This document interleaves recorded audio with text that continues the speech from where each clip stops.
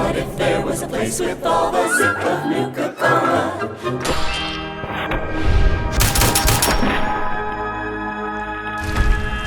Welcome back, ladies and gentlemen, to Fallout 4's DLC Nuka World. My name's Camel, and this video is going to be a walkthrough guide in which I will show you how to acquire the unique handmade rifle known as Splattercannon. And as this is in the Nuka World DLC, you will of course need that DLC installed to acquire this weapon. So first of all, we will need to head to Nuka Town, USA, specifically to the Nuka Town market. On the Pip-Boy map, it is located right here. And once inside the market, we need to hunt down the merchant Aaron Corbett. Once we do find him, all we need to do is speak to him and then of course click on barter. Once here, go across to the weapons tab and down to S until we do find Splattercannon. As per usual, the price of the weapon will vary depending on your character's current charisma level. However, even with the highest of charismas, this weapon is super expensive. I do believe I'm currently rocking a charisma of 11 and the price of the weapon is still 9,144 caps. Well, I guess the kids ain't going to college. And while we're still bartering with Aaron, I would suggest that we go across to the ammunitions tab and buy some 7.62 ammunition to put in our new Splattercannon. As you may imagine, a new type of gun comes with a new type of ammunition. Now before we look at the weapon and mod it out, as always, I have reduced my character's special attribute stats to 1. I also have no bubblehead or magazine effects applied, however, this time I do have perk effects applied, and there is a reason for it. To create just about all of the modifications for the Splattercannon at the weapons workbench, you do need 5 out of 5 in the Rifleman perk and 5 out of 5 in the Commando perk. So during this video I do have those perks fully maxed out, but figuring out the base damage is super simple, so at the end of the day it's no problem and won't affect our stats, once we apply some simple mathematics. So first of all, I'm going to be going with the powerful automatic receiver. This improves the damage and the rate of fire. It also inflicts an inferior range, but to be honest, a range of 179 is not exactly inferior. Next, for the barrel, I'm going with a long covered sniper barrel. This grants superior range, better recoil, improved sighted accuracy, unfortunately poor hipfire accuracy. But hey, I already had bad hips, this is nothing new. For the stock, I'm going to be adding the light stock. This grants us exceptional recoil. Control, of course, it left the most important word off. For the magazine, we're going to be adding the quick eject drum mag. This gives exceptional ammunition capacity, which is code for an ammunition capacity of 75, and it also grants improved reload speed. For the scope, you can do whatever you want, but I'm going with the long night vision scope. This grants night vision, superior magnification, and sighted accuracy. And finally, to be a sneaky son of a bitch, I'm adding the suppressor. This suppresses the sound from firing, gives exceptional per shot recoil, improved recoil control, and unfortunately poor range, but again, 179, not too bad. Oh, and most importantly, right at the end, we're going with the painted modification. All this does is give it its crazy color scheme. You can choose some other ones, but I thought this color scheme best fitted the name Splattercannon. So once modded out this way, Splattercannon has a ballistic damage of 94. Now 94 is the base damage being doubled by the Commando perk. So half of 94 is 47, which means that 47 is the base damage unaffected by perks, which would be the damage we normally see, but I had to get the perks to get the mods for the weapon to make it good. So it has a base ballistic damage of 47, it uses the 7.62 rounds as ammunition. It has a fire rate of 113, its range is 179, its accuracy is 113, its weight is 27.6 pounds, and its value is 6,930 caps. That is a damn expensive weapon. And as we can see up the top in the middle of the screen, Splattercannon, plus 15% damage after each consecutive hit on the same target. Now this legendary effect is one of the many reasons I added the automatic receiver. A higher fire rate grants us much more use of this legendary prefix. Speaking of the legendary prefix, it is the Furious legendary effect. As we know, plus 15% damage after each consecutive hit on the same target. Now all in all, it's incredibly dependent on what type of weapon this effect is on, whether it's good or not. Basically, the faster you can hit things, the better. So having this automatic assault rifle type weapon that does a pretty meaty base damage of 47 per shot, and also has a high fire rate with a large magazine size of 75 rounds, yeah, this is one of those weapons that is just about as good good as it gets in terms of having the Furious legendary prefix on it. Now this effect will stop stacking between an undetermined number of about 7 or 10 stacks. More like 7 to 10 stacks. Which is the only real downside, but at that point you're going to be doing double the damage, and to be honest, especially on this weapon, no enemy lived long enough for the stacking to max out. Now although it had a base damage of 47, once I got all of the perks that increased damage, I got its damage up to 135 ballistic damage per shot. Now in a VATS sequence for example, it will fire 3 bullets in one VATS attack execution. So that first bullet is going to do 135 damage, the second bullet is going to do 135 damage plus 15%, and the third bullet's going to do 135 damage plus 30%, which will leave you somewhere around 500-ish damage. That is quite a handsome number to be sitting at. Even more so when you think about that wasn't a one-off attack. You've got 72 more bullets ready to go. And each bullet coming after it is going to do even more damage than the last. It's very similar to Divorces. However, in the case of the Splattercannon, we are always the winning side. Now, if you modded it out the way I did, we did put the suppressor on it, so it can be used very viably for a sneaking build. It has a pretty damn decent range, it also has this big scope on it. Now, at the rather long ranges, the spread is there, but just like on bread, it's not bad at all. It's very manageable. But yes, back to the suppressor and the scope, it can be used as like an automatic sniper rifle. Pretty intense, and there is almost no recoil. At no point did I even notice that I was having to compensate for the recoil. Now, if you really think about this weapon applied to a sneaking build, just imagine the combination of this legendary effect combined with the sneak attack damage bonus. 15% increase, 30% increase, 45% increase, 60% increase, and so on, applied to an original 135 damage, and then whatever you get is going to be times by 3.5. Provided, of course, you have the maxed out ninja perk. So yeah, some really silly things can actually happen with the Splattercannon. For example, its name, who thought of that? So susceptible to sexual innuendo. For example, Splattercannon is the nickname for one of my body parts. Ugh, you guys got some dirty minds. I'm not talking about that, I'm talking about my ass. Provided that I've had Mexican food within 24 hours. Splattercannon. I'd like to splat on her can. And on that note, I'm going to drip cyanide into my eyes. Here it is, the Splattercannon in action.